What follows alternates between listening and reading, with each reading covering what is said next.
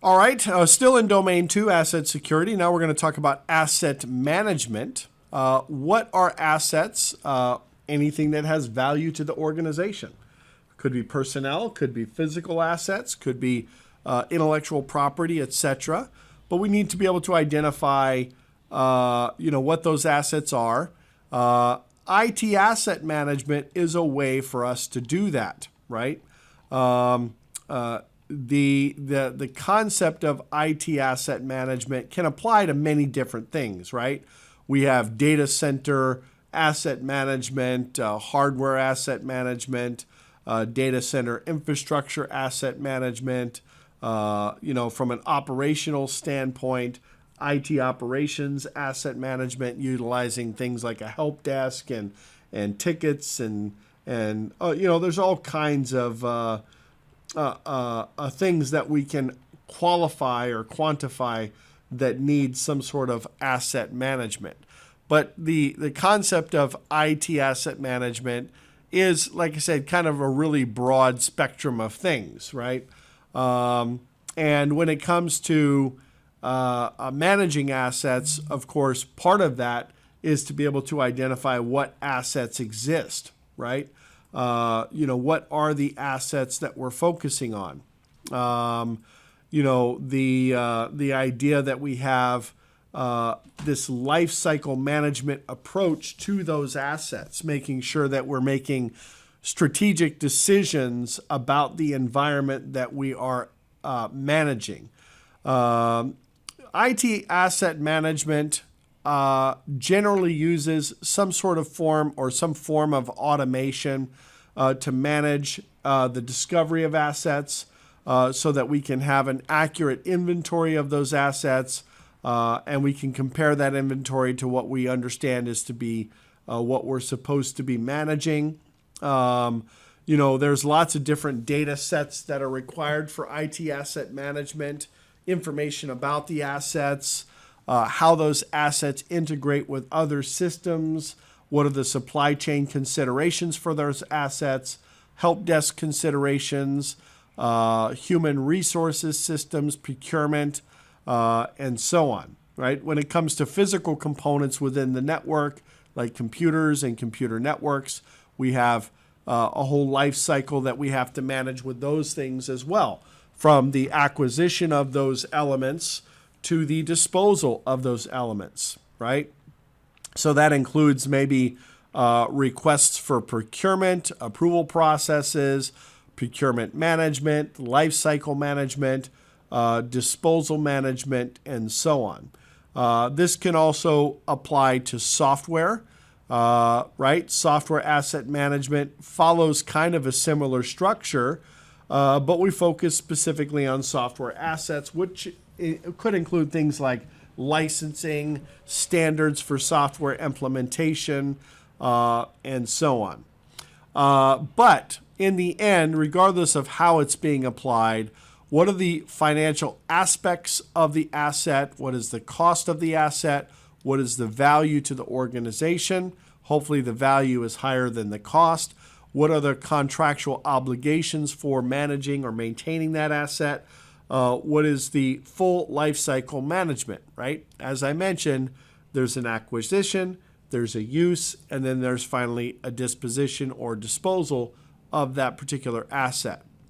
We need to manage the physical, the contractual, and financial aspects of the asset as well. Oftentimes, we have asset inventory systems or asset management systems that allow us to manage the assets in our organization, right? Now, keep in mind that the term asset can also mean lots of things. To me, an asset is anything of value. All right? And that can mean lots of things, depending on your perspective. To a professional enterprise, anything of value could be the data itself. That could be considered an asset. The personnel, the subject matter experts, that are used to manage those assets or maintain those assets and so on. The next thing they talk about here on the slide is centralized inventory repository basis, basically a management database. Configuration management database is actually an ITIL term, but it describes a database that's used to organize essentially and store information about assets within your organization. These can be hardware or software assets. Typically, these components, these assets, are referred to as configuration items within the database.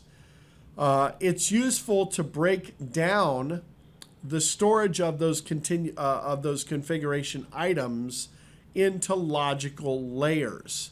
The database is your data warehouse for the organization of that information, but it stores information also about relationships among the assets themselves. So the CMDB gives an organization an understanding, or at least a way to understand the critical assets in the organization or in the enterprise, the relationship of those assets, like information systems, dependencies of assets, targets of assets, and so on. All right. Now, I don't know that you need to know the specifics of the CMDB concept, but the database itself or the CI data might include things like a unique identifier or some sort of asset tag or identification code. There'll be some sort of kind of long name and short name that's associated to that asset. Usually the short name is going to be some kind of label. The long name is going to be like a brief description of the asset. We might have abbreviations that help us describe how we classify those assets or categorize those assets. Certainly we're going to have a long form description of the asset, ownership information, importance information, and so on. All right. When it comes to relationships, we have configuration item types, which is the data type. It could be hardware, it could be software, it could be a communication element or network element. Information could also include things like location, staff and contractors that are responsible for managing that asset, and so on. But the key element to any CMDB is the ability for that CMDB to automatically discover information and track changes as they happen. We don't want to implement a CMDB scheme that is manual by nature, because ultimately that's going to require a lot of effort on our part, number one, to manage that CMDB, but then also the accuracy of the information is probably going to suffer as well. All right. They do say here the CMDB is used by organizations to store information about hardware and software assets. As I mentioned, those are called our configuration items. The database acts as a data warehouse for the organization and also stores information regarding relationships between its assets. That is the interdependencies that I mentioned. The CMDB provides the means of understanding the organization's critical assets, their relationships, information systems, upstream sources, dependencies of assets, downstream targets of assets, and so on. Some of the challenges specific to creating a CMDB might include the relevance of information. We need to collect data throughout the life cycle as necessary. But there has to be a process or a tool in place to collect recent or relevant information about those assets as well. If an asset moves throughout the enterprise, if something gets recommissioned or decommissioned, we need to be able to recognize that in real time. Also, things inevitably change on a regular basis. All right. The data that we collect about the CIs and the relationship that those CIs have with each other are going to constantly change as well.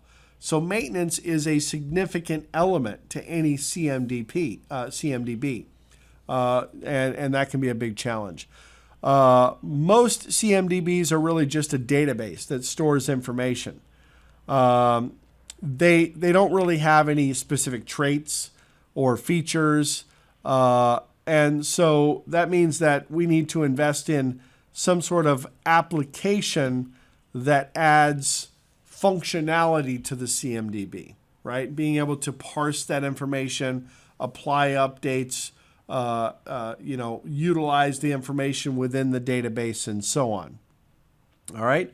There are COTS CMDBs that are available, but you can also develop in-house CMDBs as well. Equipment lifecycle is important as well. When we talked about equipment lifecycle, we talked about the purchase of the equipment, the use of that equipment, and then ultimately the decommissioning of that equipment. So IT equipment often gets deprecated from a financial perspective to a value of 0 over time, typically a very short period of time. But it also may be deemed unsuitable if it no longer is suitable for its task. So life cycle assessments need to be done. Cisco, of course, does this. I reference Cisco a lot because I am by nature a Cisco person. I worked for Cisco for a couple of years and a dual CCIE and have a lot of Cisco certifications, and that's what I've studied most of my life, most of my professional life anyway. So Cisco has a way of defining what they call the life cycle of their equipment. And you can go out and search on that life cycle information. End of use, end of support, end of sale type of information.